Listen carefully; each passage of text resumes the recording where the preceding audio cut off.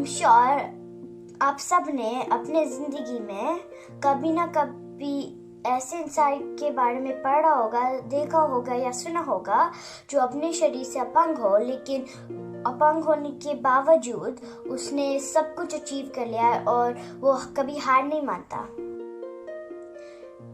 आज मैं आपको एक ऋषि की कहानी सुनाने वाली हूँ जिसने अपने शरीर से अपंग होने के बावजूद सब कुछ अचीव कर लिया था और वो बहुत बुद्धिमान और ज्ञानी थे।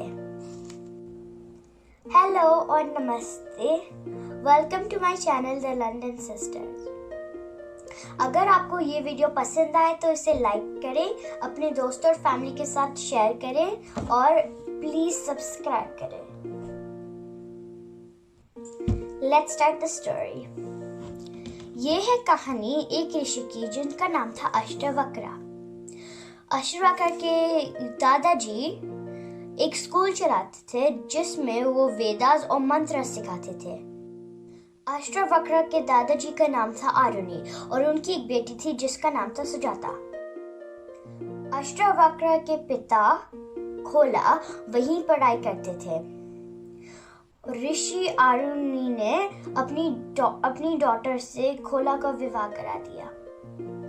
कुछ समय बाद सुजाता प्रेग्नेंट हो गई और हर रोज सुजाता के पति उसको वेदास और मंत्र सुनाते थे, जिसके कारण वो छोटे से बच्चे को सारे वेदास मंत्र याद हो गए।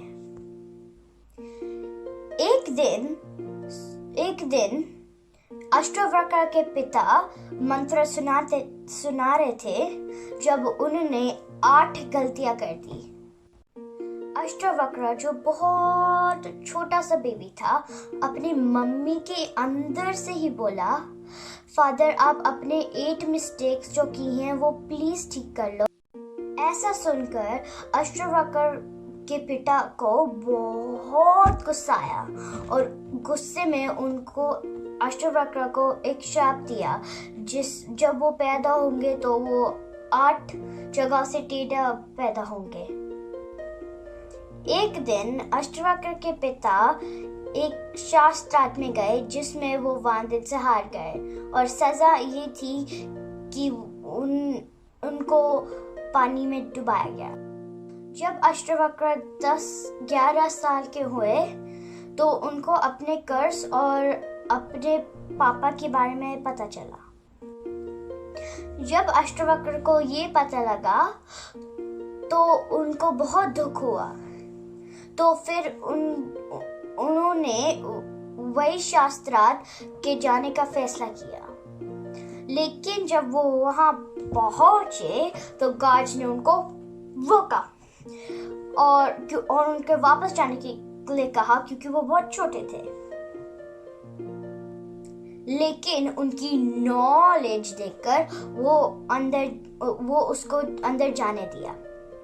लेकिन जब वो अंदर पहुंचे तो सारे स्कॉलर्स और मिनिस्टर्स उनकी एज देखकर और उनकी बॉडी देखकर हंसने लगे और उनका मजाक उड़ाने लगे।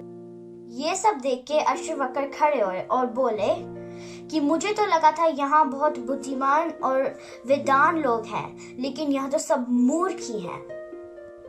ये सुन के राजा ने बोला, आप इनको मूर्ख क्यों कह रहे हैं? ये तो बहुत पढ़े और बुद्धिमान लोग हैं।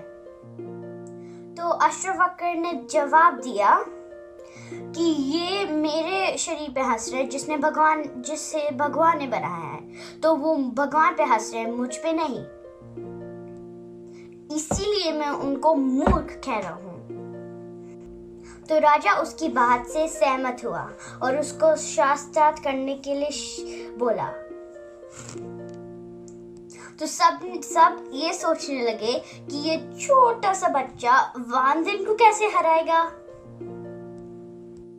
लेकिन जब शास्त्रार्थ शुरू हुई तो सब लोग ये देख के शॉक हो गए कि ये छोटा सा बच्चा वांदन को हर बात पे हरा रहा था। तो अष्टावक्र ने अपनी बुद्धि से और अपने जवाबों से वांदन को हरा दिया। ये देख के सारे लोग बहुत शॉक्ड हो गए और अष्टवक्र की बुद्धि और ज्ञान को मान गए।